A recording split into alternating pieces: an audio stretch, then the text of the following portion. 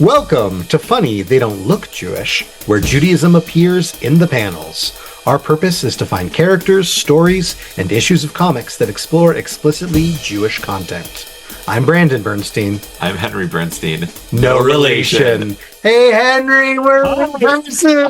It's good to see you. We're hugging right now. Wow. I am here visiting Chicago, and we took it as an excuse to come back from one of our infamous and many breaks and hiatuses on this podcast. But we're back. How's life? Life is great. I can't believe you're here in person. It's really nice. It's funny because we were talking before that it's not just that it's been a long time since we've had a show, which has been several months. Well, like you said, one of our many hiati. But I don't think we've recorded in person, seeing each other, sitting next to each other, since maybe January 2020. Yeah, like when we recorded all the Moon Knight stuff that got released over like the months to follow. But I think, it might have been Moon Knight that we got together, which is, it's wild. Yeah, that's crazy. So I hope we remember how to do this in person. Yeah, I think we'll be okay. It's so awkward that we're not behind a screen right now. I mean, I'm loving it because I'm not hidden in like a closet right? in someone's house anymore. But here we are. Speaking of like common occurrences, we keep having hiatuses and breaking up, but there's also a sense we're keeping like, well, we must be getting towards the end of the Jewish content. Surely there's no new characters. And then there's a character that like we were aware of, but we didn't quite realize just how much Jewish content was there. And that's the character we're covering today. Henry, who are we looking at? Today we're looking at SERAPH, created by E. Nilsson Bridwell and Ramona Fradon. And I have kind of a recent history with this. I was, like you said, we knew about the character, but I was sort of alerted to his explicit Judaism through some very righteous Gentiles, particularly my friend Rob Kelly, who hosts the podcast For All Mankind, which goes through every issue of Super Friends, which we're going to cover shortly. Amazing. Yeah, the comic based on the cartoon. I have to say, when I think back to my childhood, I am constantly, one of my nostalgic memories is watching like either Cartoon Network or Boomerang, right? Yeah. That show that was just like, it's all coming back, and it was all the old cartoons.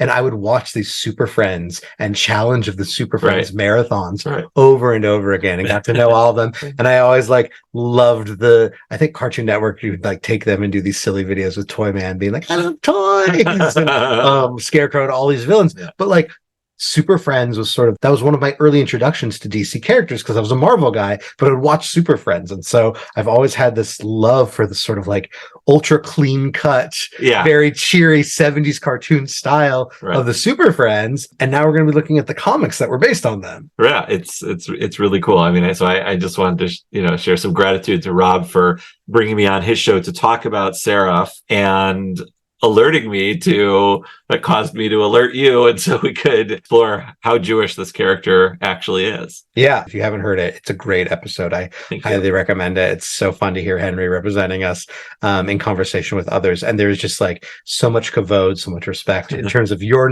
kavod for them for all their Super Friends knowledge, their kavod for you. Like, it was really cool to hear them be so excited to get some like insider Jewish tips on like what was going on there. Well, Rob and I joked several times, he's had me on many times, that I'm like I'm like his most super Jewish friend. Yeah. So listeners, if you never watched it, the Super Friends involved, sort of the main core Justice League, as well as these strange alien twins that could transform, known as the Wonder Twins. And sometimes the roster got international and giant, and there were all these different characters from different countries. Like, I seem to remember Samurai, who he would like whirl around like a tornado, from what I recall, something like that. So there were all these sort of... He has a superpowers toy, by the way. Yes.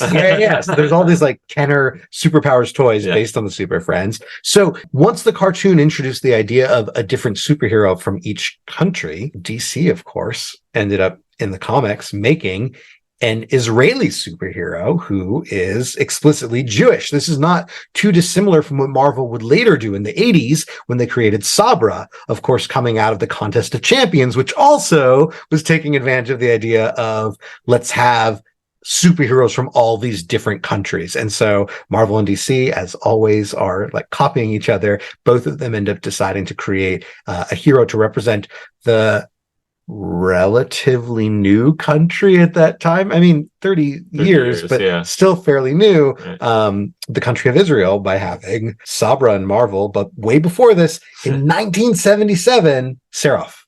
The first comic we're looking at is Super Friends number 7, July 1977. So if we're talking about 1977, that officially makes him, Seraph, the longest running canonically Jewish character, because it predates both Kitty Pryde and Colossal Boy. Yeah, he definitely predates both of them. It's by a couple of years. I think, by like 2 years. I think Kitty Pryde, I keep going back and reviewing. Yeah. No, Kitty Pryde really like appeared first in like mid 1979. So we're talking about like 2 years beforehand. It's interesting that you say continuous, because as we'll discuss a little later, he has a bunch of early appearances and then kind of disappears for decades at a time. So I don't know if he's like, I mean, we've covered characters in the past, Henry, who are C-list and D-list, but like, this is like Z-list. Oh yeah, this is really low. I mean, we haven't, like you said, we haven't seen him for a long time. But what I meant, I guess, my longest running, I mean, in our first episode when we talked about The Thing, who really isn't canonically Jewish till 2002, right? This predates that by more than 30 years. So what I'm saying is that is he our first officially canonically Jewish superhero that we've discovered at this point? At this point, as far as mainstream, meaning Marvel or DC superheroes, yes, I think he is the earliest instance of an established as Jewish character, which is pretty cool. Yeah, it is. He's just like in this like pocket continuity, because as we know, DC loves having many universes, and the Super Friends comics take place in this like parallel or side Earth. Yeah, it's its own thing. It's its own thing. Yeah. So Henry, before we dive into this issue, though, let's talk about a few things. Yeah. I'm just going to acknowledge, so his name is Seraph, which means that he's named directly after a Hebrew term for a type of angel. We were actually double checking this right before the podcast.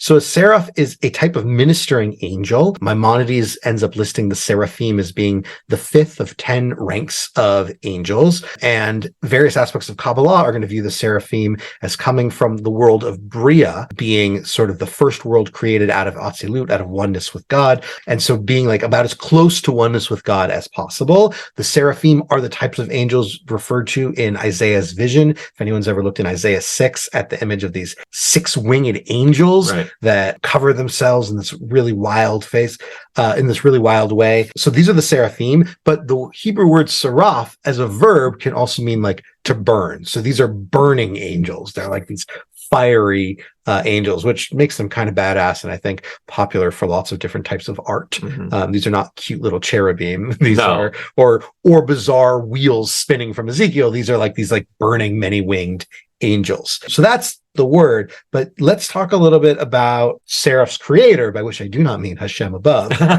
rather the writer E. Nelson Bridwell. Yeah, E. Nelson Bridwell, just a wonderful DC Comics writer.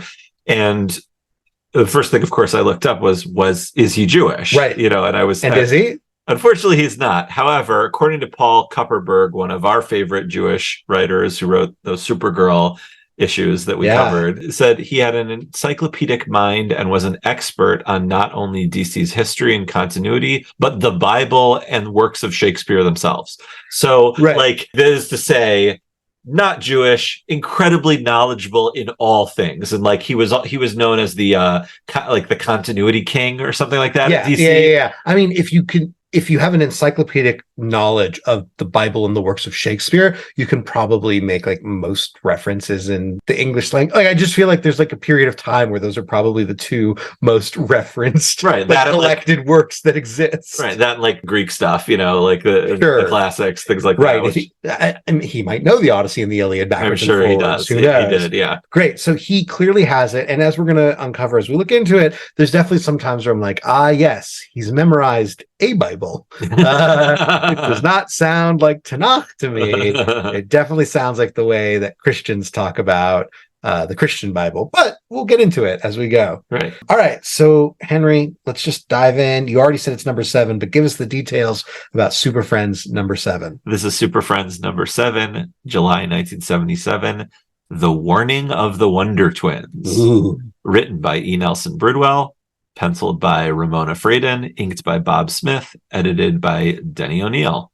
Great. So we pick up on page 6 of our issue. The Super Friends have split up to do various tasks, and Superman has gone to Israel to dismantle a bomb. And just out of nowhere, we see that he's hanging out with a guy named the Seraph. And before we get introduced to all the many wonderful items that's listed, which I'm just thinking, like, where does he get all those wonderful toys? Henry, since you have such a love for the visual side of things, can you just describe for our listeners who probably cannot picture Seraph, even if they Googled him, like, what does this guy look like? So in this, the way Ramona Fradon drew him, he's already seems bigger than Superman. Yeah, giant dude. He's a huge dude. He is wearing a purple and yellow yarmulke on top of a sort of Dutch boy haircut with a beard, massive build, and what looks like a purple sash over his chest and a skirt or some sort of biblical attire. Yeah, like a tunic of sorts. But he has a Jewish star belt, connecting them. And it's sort of with the sash and the way it's coming down, it's like, if you know that 90s Jim Lee Cyclops design where there's the sort of like the yellow belt sashing up over his body and then like connecting to the belt at the bottom, like that's where the Star of David is. Yeah. And also he's, of course, Seraph is bare-chested on the part that's not covered by his sash, so showing off his physique. I love, like you said, the colors. He looks very either royal or Lakers colors. Mm-hmm. Yeah, and then he's also carrying this big staff, and we're going to find out what it is. So the Seraph lets us know what he has. Superman checks in asking, like, oh, you're wearing the mantle of the prophet Elijah. Because, of course, Superman knows all about the mantle of the prophet Elijah. He's familiar with Kiddush. That's true. He's familiar with these things. Yeah. So, so this is Elijah's mantle, in Hebrew, Aderet, so the Aderet Shiloh, which we see appearing throughout the book of Kings whenever Elijah appears.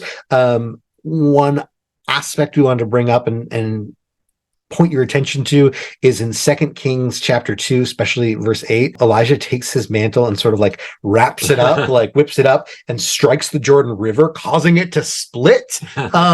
So like he's like Moses, he can just split water with this mantle. And in fact, the Italian commentator Sforno writes regarding the Exodus that the way Moses splits the sea is like Elijah, not Elijah being like Moses, which is very cool. And this is done right before Elijah is one of 2 figures in the Tanakh, in the Hebrew Bible, that is infamous for the fact that he doesn't die. He just ascends to heaven. He gets taken up by a whirlwind, leaving Elisha, his sort of buddy in prophecy, behind. And Elisha sort of gets Elijah's powers and spirit. And Elisha lifts up the mantle, also strikes the river and makes the Jordan split, which sort of seems to be the implication that it's not Elijah inherently who has these powers, but rather the powers may be associated with the mantle. So I think that's sort of what E. Nelson is using to suggest that the mantle's been passed down from prophet to prophet to prophet. Is Seraph a prophet? I don't know, but he's got magic powers because of this mantle. Not only that, but he has Moses's rod, the one coming all the way from Exodus 7, although initially it's Aaron who wields the staff or the rod. The rod of Moses, infamously known, right? You may be familiar with the idea that in the Haggadah, there is no mention of Moses whatsoever, with the exception of one slight allusion, that being to a staff or a rod, and that, of course, being Moses' rod. So at this point, Seraph has 2 ways of splitting seas. He has both Moses' rod and the mantle. He also has Solomon's ring. And if you're thinking to yourself, I've never heard of Solomon's ring in the Tanakh. You are not wrong. It does not exist in the Tanakh. The earliest reference that I am aware of would be from our buddy Josephus, the historian from Roman times. There's also allusions to it within Sefer HaRazim, or the Book of Mysteries, the Book of Secrets, the Book of Hints, which is a 3rd century magical text, but not really a canonical one. So far, it's a lot of like, this sounds like canonical in the Torah, not in comics. Exactly. As we know, everything that is outside the canon of the Torah is right for comic books to play with. I love having that stuff. But the only like sort of sanctioned awareness that we have of it is in the Babylonian Talmud in Gittin 68a to b. We get into a conversation about what else? Demons. And basically the rabbis are talking about how Solomon at one point tried to like capture Ashmodai, the king of demons. And the way that he did that is he ended up getting a number of objects that were engraved with God's name in order to be able to capture Ashmodai, and one of them was a ring, and the ring had God's name engraved in it. So I assume this is the same Solomon's ring, but if you get into like occultism and sort of Western esotericism, there's a lot of books of magic that are going to reference the Ring of Solomon or Solomon's ring. Is it Jewish at this point? Like Jewish adjacent. Jewish adjacent. And finally, it's not an object, but Seraph doesn't hesitate to let us know his long hair gives him great strength, just like Samson's. This being a story to Samson the Nazarite, whose vow gives him super strength and lets him be an enemy of the Philistines and a protector of the Israelites. So we get this like a mishmash amalgamation of a bunch of Jewish biblical items, giving him all these many toys and superpowers. Now, I don't want to put you on the spot, Brandon. It's fine. I have something to put you on the spot later too. Do any of the items that he has, are they duplicates, or are they the same items that Ramban has? I'm pretty sure Ramban also has Moses' staff. Right? That's what I thought. Yeah. So are there two staffs, or are they lending it to each other? Lokasha, this is not a problem, Henry. As the Talmud would say, here, when referencing Ramban, we are in the primary DC continuity. And here, when referencing Seraph, we are in an alternate world where he has it. So I don't think, although we'll get to it at the very end, for the most part, these two characters do not appear in the same realities. So it seems to be, there's going to be a resolution. At least in today's episode. At least in today's episode, they don't. So I think that's the only answer we have. Okay. All right. On page 7, Superman's been trapped, oh no, in a gravitational field. And as we may know, what's one of Superman's weaknesses besides kryptonite, Henry? Magic. So he needs the mystical Seraph to help. Seraph consults the Ring of Wit Solomon. Of course, Solomon's known for being very wise, so I guess the ring contains all his wisdom. We get a nice footnote from E. Nelson, who refers to himself as the Big E. Henry, what does our footnote say? The ring is not mentioned in the Bible. It comes from Hebrew traditions. Love it. Love the fact that he's telling us this. This is true. Listeners, if any of you know more about the Ring of Solomon and want to educate us, we'd love to learn. But the narration refers to Seraph as the Hebrew hero. Love the alliteration. And of course, Seraph is able to use his rod or Moses' staff to clear a path to the bomb, help out Superman, and he helpfully tells Superman, Moses used the rod like this when he parted the Red Sea. So we're going to get used to this. It's a lot of like references to the biblical figures and sort of saying like, this is what they did. I copy them, which is a bit of a shame, but that's it. That's our first issue. He just pops up and Superman heads off to what's next. What do you make of this first appearance of Seraph? Well, I'm gonna like anything where his first appearance is with Superman. It kind of gives it the stamp of approval that, like, in his first appearance, he's with Superman, not like, pulling Aquaman out of the Dead Sea or something. Yeah. It's sort of like he's legitimate. Henry, that's so funny. The idea of like Aquaman's like, trying to go down.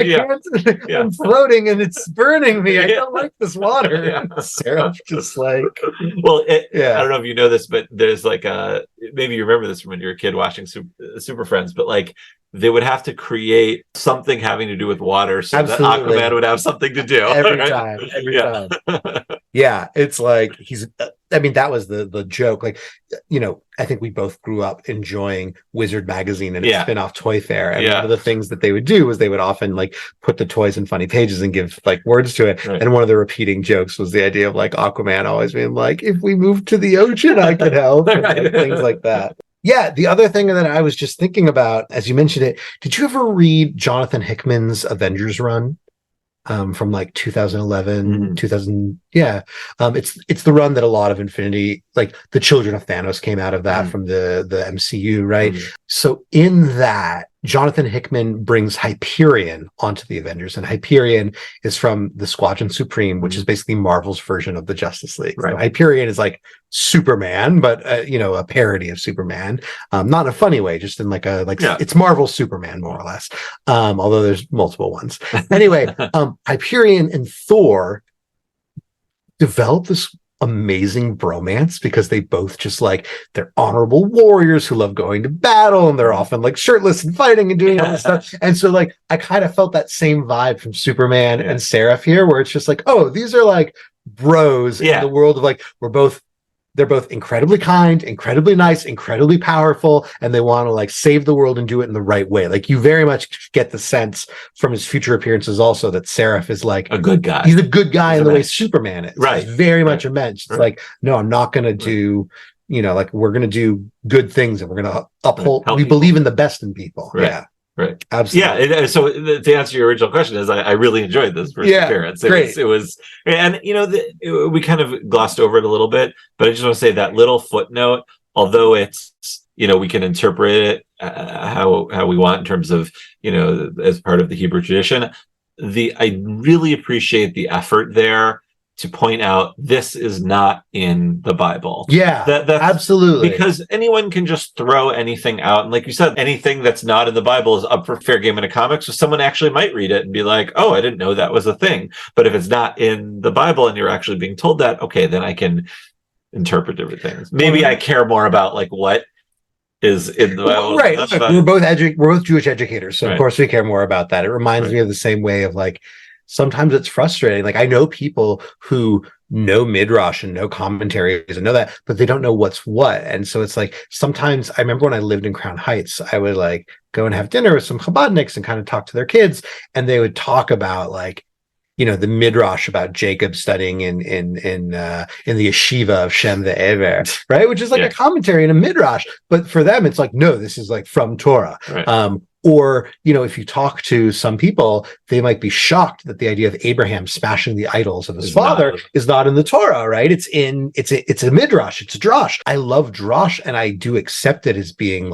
influential in changing how I think about these figures and my tradition. But it's really important to know what layer everything is from, right? It's really critical. And I love that, right? Clearly E. Nelson also is he has an encyclopedic knowledge for a reason, because he values knowing with precision what from where. Right.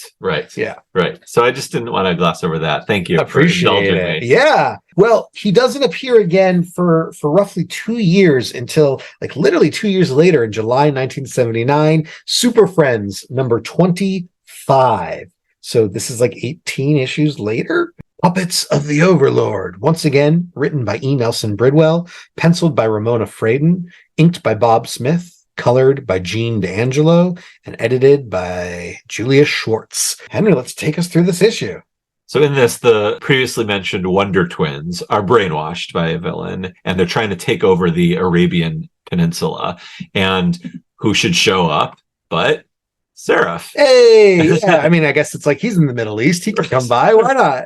And the panel that he appears in on page 11, just the way the perspective is drawn, because it's such a small panel, it looks like he's a giant and they're teeny weeny. Right. And it's very funny because the Wonder Twins have been talking in English, and they're just we don't care that we're in the Arabian Peninsula. You must understand English. And of course, Seraph is oh, I understand English. Exactly. So they recognize him, Henry. And what do they say?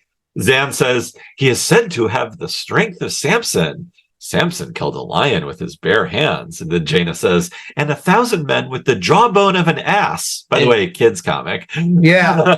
I mean, at this point, it really just means a donkey. Yeah. So we don't need to belabor the point, but these are indeed accurate biblical references. If you're interested in the story of Samson killing a lion, you can check out Judges 14 verses 5 and 6. And if you would like to read about Samson slaying 1,000 men with a donkey's jawbone, check out Judges 15 verse 15. And in Judges chapters 14 and 15, I mean, the story of Samson is really short, right? And so it's when it's read in the weekly Haftorah, it's over 2 weeks, the whole Right. story, and that's it. And like so much of the Tanakh, right? There's like these stories that you're shocked are so short because it just like it's so captivating to the imagination. Right. Like there's so much there of like, who is this? He really is like an Israeli or Israelite superhero. He's the first superhero. That's what he is. That's what his job is as a Nazarite. It's like, you grow your hair long, you refrain from drinking wine, and you make an oath to God, and then you get powers. You get superpowers. Right. You get superpowers. Right. And not everyone who is a Nazarite in the Torah has the superpowers. He seems to be the only one. Yeah. Which, I mean, that's based on because of his mother, right? His mother like vowing to dedicate him from birth. Like, I don't think there's any other Nazarite from birth, because usually you have to make the vow, which means you have to be conscious and able to like say it. But like, that's an instance of like a mother making the vow on his behalf. Right. And it even in the Torah, in the Tanakh, it says the only translation of it is to vow a vow. Basically, it's the same word. Right. The word Nazir for Nazarite. Right. Right. So, I just think that's really interesting to like use the original superhero as as the basis for your superhero. And what I found, Brandon, in over the years of as I taught judges in this particular story, and I taught when I used to teach, I taught the Book of Numbers, which really talks about the Nazarite and the laws of the Nazarite. Most of the media that for kids about Samson is from Christian educational stuff. Like there are a couple different animated Samson movies, like, not quite as high quality as the Prince of Egypt, but like they're all Christian. They're both Christian. So I think, when you read the Book of Judges, and, this is way off topic, maybe it's not, I don't know, but Samson's not a good guy. He's a jackass. He's kind of a jerk. Yeah. Right? And I mean, again, kind of like Marvel's Hercules. So, right. I mean, he sort of acts like a Greek god, not a person who has, vowed himself to God. So, this sort of myth that he's a superhero, actually, I think isn't necessarily a Jewish idea. Like, anytime I've learned about Samson when I was a kid, and certainly teaching it, like there are very few redeeming things other than his final act of bringing the walls down and killing more people. So I don't even know how great the dude loves murder. Yeah. So anyway, that's funny. All I was going to say. My earliest introduction to Samson, from what I could recall, maybe I learned about him also in Hebrew school, but my earliest was, do you know the singer Neil Sedaka? He has a song called Run, Samson, Run. It's the story of like Samson and Delilah. And my parents used to play that album all the time. So I think that's actually my first, like my earliest consistent memory of Samson is like from that song, which at least Neil Sedaka was like a nice Jewish boy. So, and also, by the way, the Grateful Dead would play the song Samson and Delilah on their Sunday shows. Oh, love it. Because it's like, you're going to see the dead, you go to church. Right. So like, clearly, like Samson is just this, like, he's one of those pop culture biblical like transfers, right? Like he's just like a known character in a lot of pop culture, although maybe not so much in the past 30, 40 years. All right. So they're intimidated by him. What happens on page 12? They transform, because that's what they do. Those are their powers. Do, yeah. And it stops the brainwashing. So Seraph uses the Ring of Solomon to transport them to Batman. Because they're trying to get the crew together. Right. And all the Justice League is brainwashed. So it's like Superman's brainwashed, Batman's brainwashed, everybody's brainwashed. And they're trying to de-brainwash them one by one. Right. And then he uses his ring to make Batman change back into Bruce Wayne. So this ring now is just like... It can do whatever. Yeah. I also love the idea. It's like, okay, the Wonder Twins actually transform. That makes sense. But I love the idea that he like transforms Batman. Like he just pointed the ring and the ring was like changed from Batman costume. Yeah. So like Bruce Wayne, like it's not really a transformation. They're gathering all the heroes and they're like, well, the only way we're going to survive this is by learning everyone's secret identity. And Seraph very sweetly is like, I haven't earned knowing it. And so he decides to leave. He says shalom and just heads out to leave them. So I love that he like comes in and starts it and then like leaves it. Ring, take me home. Right. Which it's just nice to see like this sort of like similar to Moses, this humility, this anava, and in the figure that it's like he doesn't need to be there for the end. He just does his part and heads out. Dan and Jaina are so annoying to me, and I went on a little rant about them on this For All Mankind podcast you can hear about. I know they're not a favorite of any, and I still to this day don't understand. Like, why did they waste their time with those two when they could have had like Hawkman and Green Arrow or Black Canary? Like, why did they have to have these stupid, or even if they needed to have kids, have a couple Titans on there? Robin was already there, so you put Cyborg and Beast Boy on there. I don't know. It's from like a long-standing tradition. I know it's different, but it makes me think in the original Fantastic Four cartoon, they worried that Human Torch would be a bad influence on children because kids would want to set themselves on fire.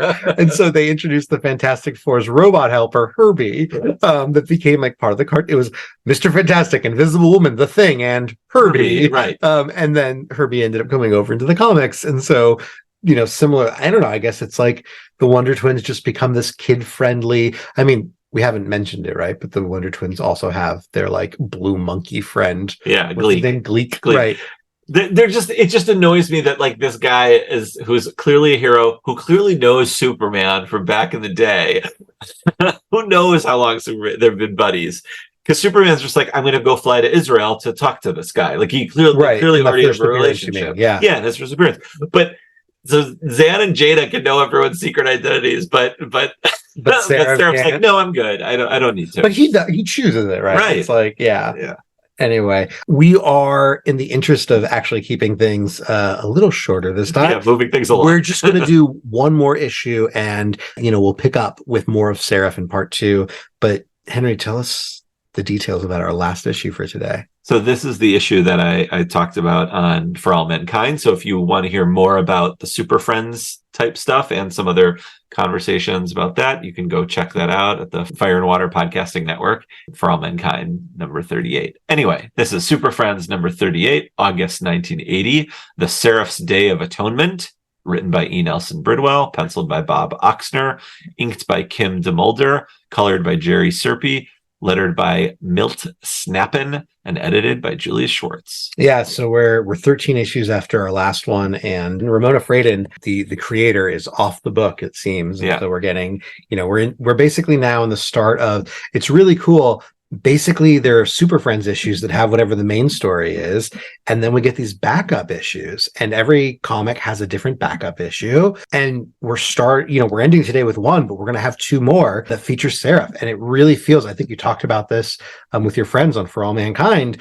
It really feels like E. Nelson Bridwell had like a lot of love for Seraph over some of the other characters, perhaps. Like it really feels like he's really going to go deep into the character. Absolutely. Point. All right, so let's get into it. Page 1, we get what's going to become the routine review of all his powers and toys. Elijah's mantle, Solomon's ring, Moses' staff, Samson's strength. This is the core 4 elements of Seraph.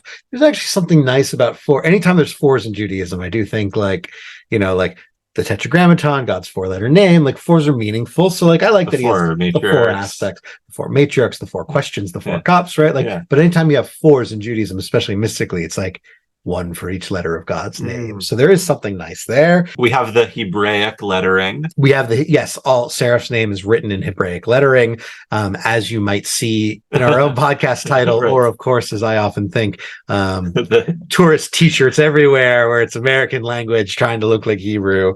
Page 1, we are in the land of Israel and in his secret identity, which I don't think we've known until now. We get a man driving up to a construction site. This man is Chaim Lavon. Great name. Love that it's Chaim. That's my Hebrew name. Love it. And a very attractive woman welcomes him and saying shalom. And we find out Chaim, in his civilian identity, is a teacher who has been assigned to a new settlement in the land of Israel. And he's meeting a woman named Rivka Sharet, the founder of the settlement. Henry, I love that the caption lets us know explicitly that this settlement is not in disputed territory, meaning that it is not part of the territories that were captured in 1967 in the Six-Day War. The settlements in those territories, by the way, started as early as September 1967, because I was wondering when it said that, like, oh, what does it mean, territories? What's going on here? Obviously, there were settlements throughout the land of Israel as the country was developing. But in this case, the settlements that are in those territories that were captured in 1967, they start as early as September. And this is just a fun fact that I found while doing research.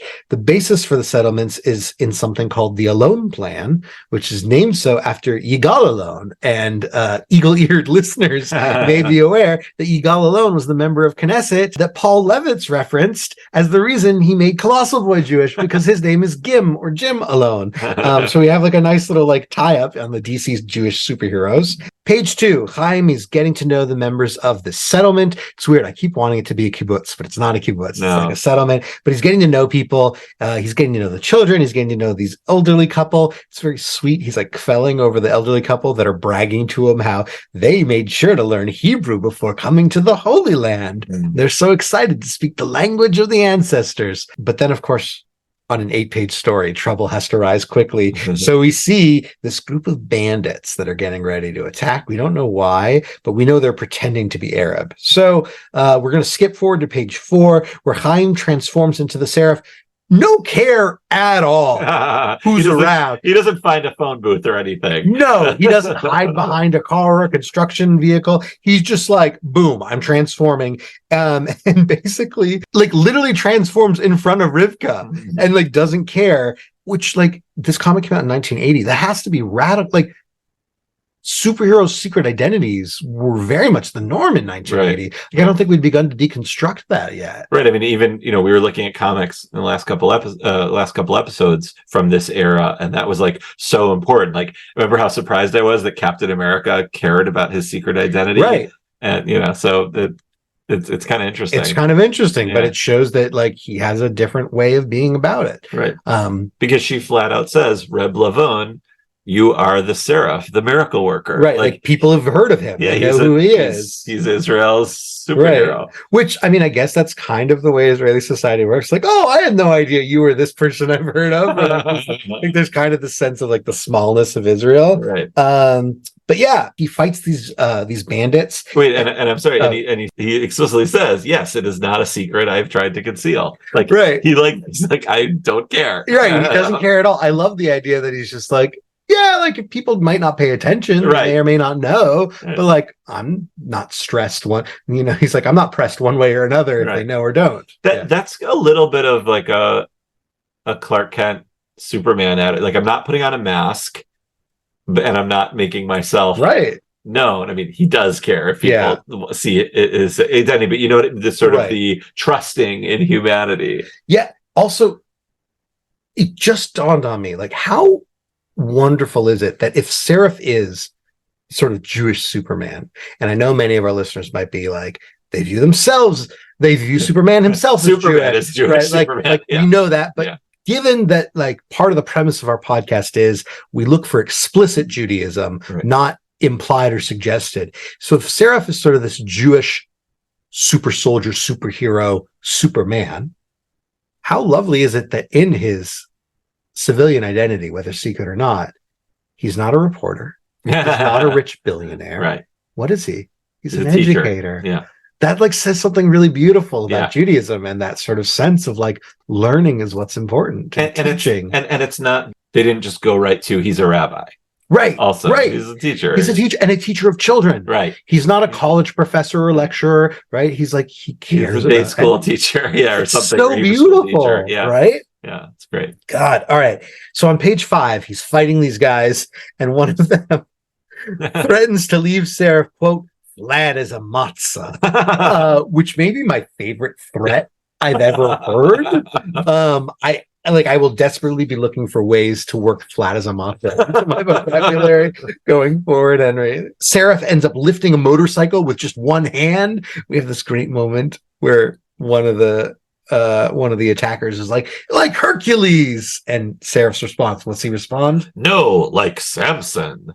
Love it. That's I so love good. the reorientation of the reference point. Right. So I mentioned this to you off mic, but I want to share it for everybody here. I don't think I've shared this story on podcast before, but during my year in Israel, I will never forget, there was an American rabbi who had made Aliyah, who was lecturing us at one point. And it's very telling. I remember the story. I don't remember his name. I don't remember what he was talking to us about.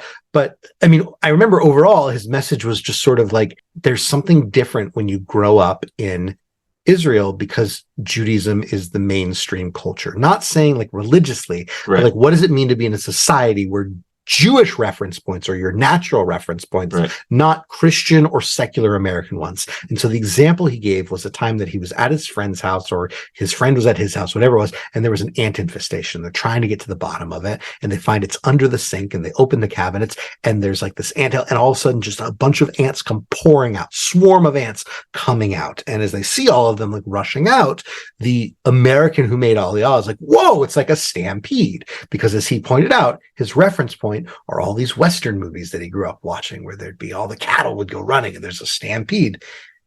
His Israeli friend sees it and goes, whoa, ze Yitziat Mitzrayim. Wow, it's like the Exodus from Egypt. Right? Like that was his reference point of so many people rushing out. And that's what I feel like with this, that there's sort of this attempt of like the outsider non-Jewish world would be like, oh, what does it mean to have someone who's so strong they could lift up a motorcycle just like Hercules? And it's like, no, in Israel, where we have Jewish reference points, it's like Samson. I love it. It's awesome. Page 6, Seraph makes the ground quake. They discover there's a treasure house below. Turns out this is why the attackers are there. They knew about it. It supposedly has treasures hidden by Solomon in this treasure house built by Solomon, according to an ancient clay tablet. Seraph knows that these are guys only pretending to be Arab because he recognizes the accents are wrong. I also have to say, this is 1980. This is after the 6-Day War, after the Yom Kippur War. It's a little bit before the first Lebanon War. But like, given the situation, the choice here to not make Arabs the bad guys, but to make people like playing into the tensions, but pretending to be Arab, but not being, I actually think that that's like a really like savvy, smart, like I really like that decision. I like the fact that we're not getting a like Jews versus Arabs story, even though it's acknowledging that like the political realities there's tension. There is, we talked about this one for a long time. There is a lot of sort of second level conversation happening in this story. Like this is not just a kid's backup story. Like this is even just at the beginning where he goes out of his way to say that this settlement is not in a disputed territory. Like if anyone read it, who cares? Like they wouldn't even notice. Right. But he made a point to say like, we don't have to talk about that as a conversation. We actually don't have to talk about it now because this is in a different place. Right. But if you want to have a conversation about it, you can go look in something else. You can go look it up to see what that's about.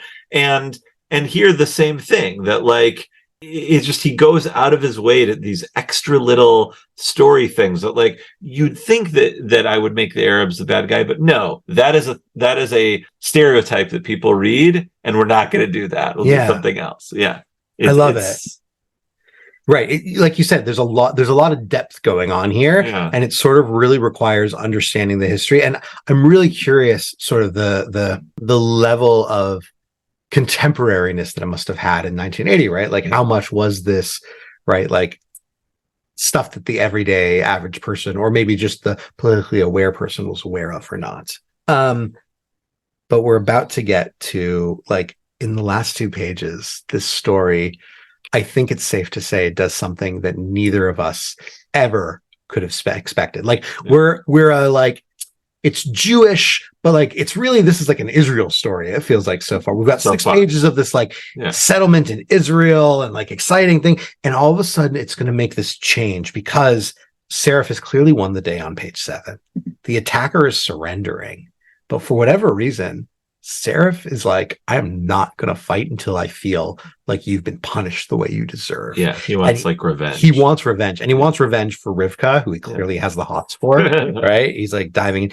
And then as he's beating this guy up, we suddenly get in huge lettering, a booming voice from off screen with light behind it going, "Stop."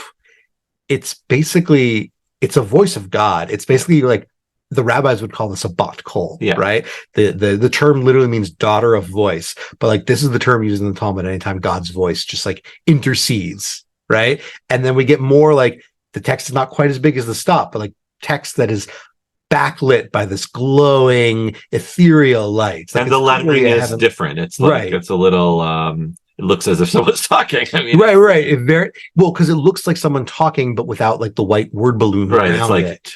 It's just like the words are appearing to you. Or like filling the space completely. Right. So this bat kol keeps going and lets Seraph know he could have killed this man. Right. And that would be abusing the gifts and the powers he was given to use justly. It makes me think of God talking to Abraham and thinking like, should not the judge of all the earth do justly, right? Like you are not having these powers to be judge, jury, and executioner, Mr. Seraph, right? Like when God also scolds Moses for getting angry, right? And his punishment is so severe by not being allowed to enter Israel. Like you're the one that everyone's looking up to. You can't act that way. You can't behave in this way, right? And so this voice, this bat kol, takes away Seraph's powers. He becomes powerless. It's like he cut his Nazarite hair, even though he's not a Nazarite. And it lets Seraph know until he commits repentance, he won't get it. And that's what brings us to the last page and the most like stunning when it comes to Jewish content page we maybe have ever covered. Yeah, I wasn't emotionally or intellectually prepared for this at all. Okay, so we're going to go panel by panel. Yep. First panel, Chaim is on his knees. He is wearing a white kippah.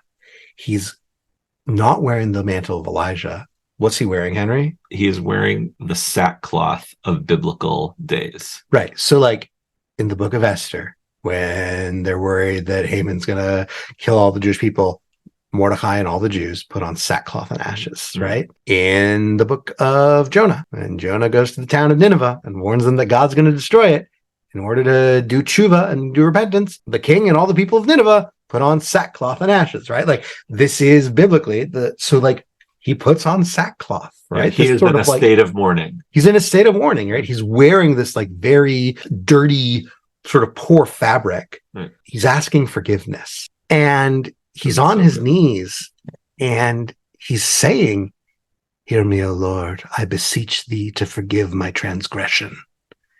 And then in the second panel, a close-up of his face with his eyes closed and tears, like gushing tears, tears running down his face as he thinks to himself, "I have sinned, and this not even Moses could do with impunity.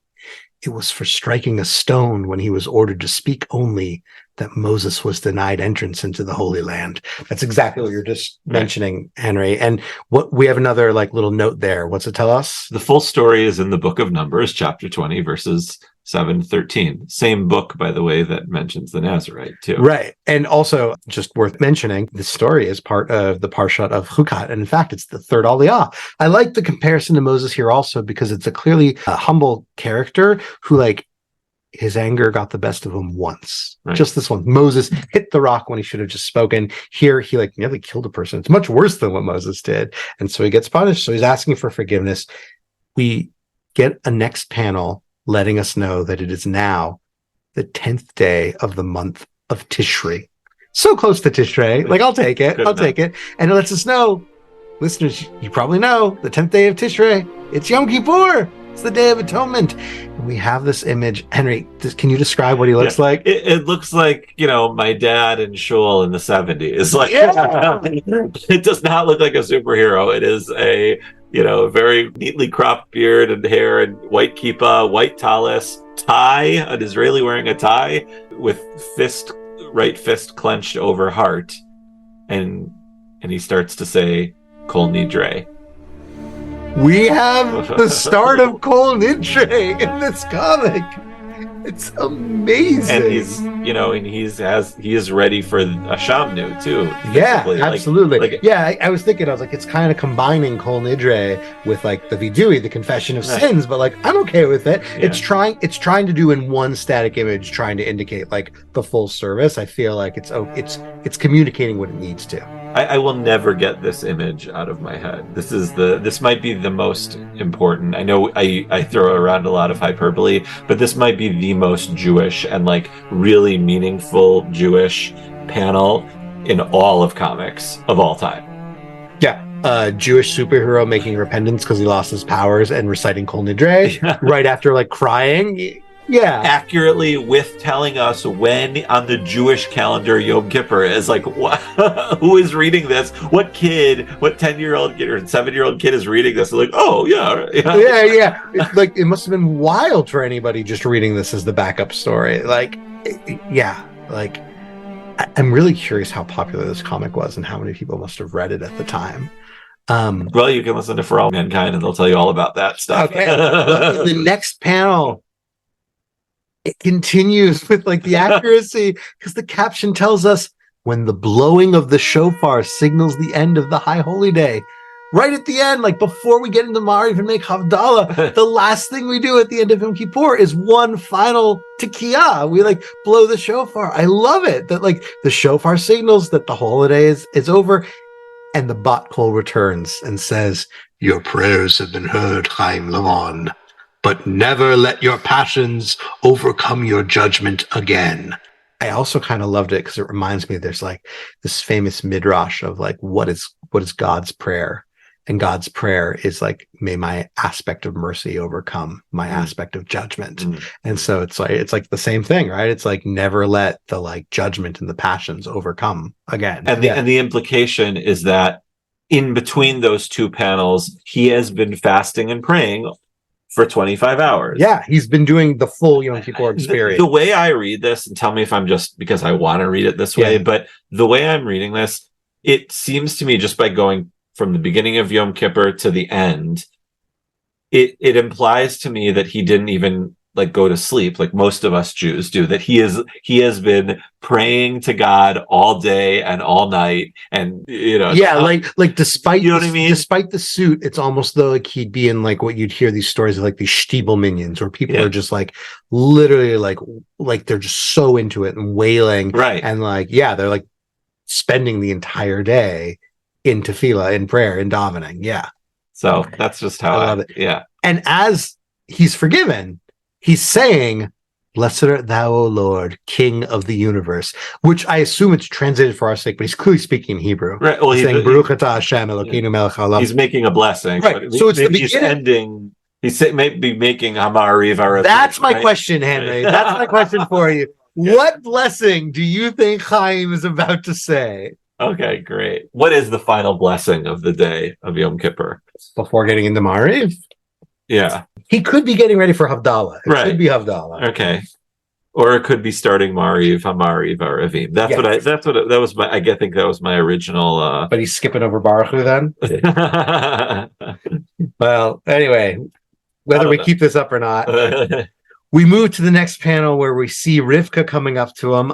I don't know if he davened alone or if they was like men and women separate or what, but we see these like kind of Hasidic guys with these like big hats. They're in the background. They're in the background walking away as Rivka comments like, "Oh, wow, Chaim's been fasting. I guess he like lost some weight." She's such like a Jewish mother at that moment. "Oh, Chaim, how thin you are. You have been fasting and lost all your strength." Right. Which like, have they not seen each other at all in the time in between? Like, what about the break at like 4:00? Anyway, so then Chaim gets the great idea to see if his strength is back. Let's see if it has returned, Rivka. And he tests his strength by lifting her up by the butt, by the lower thigh, maybe.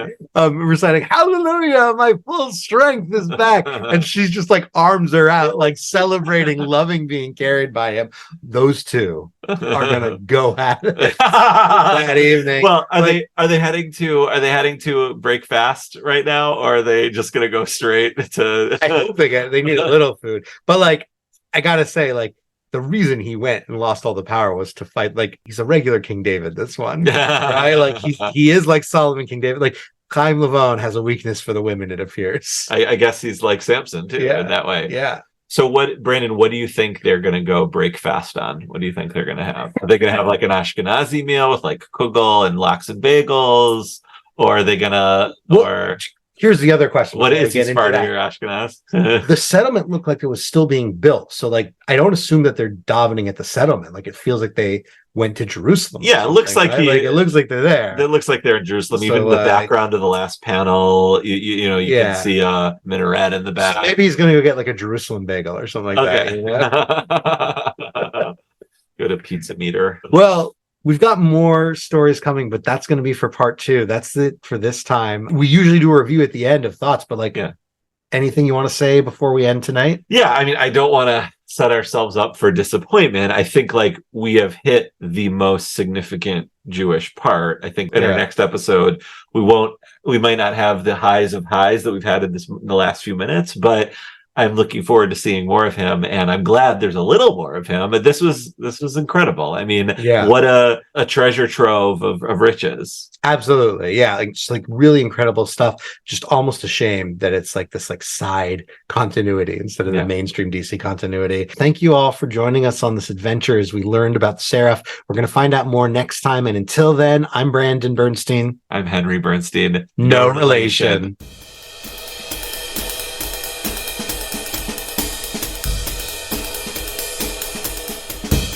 Thanks for listening. You can follow us at Jewish Comics Pod on Facebook and Twitter, or you can email us at jewishcomicspodcast@gmail.com. Please don't forget to give us a rating and a review on Apple Podcasts, and you can hit the subscribe button if you haven't already.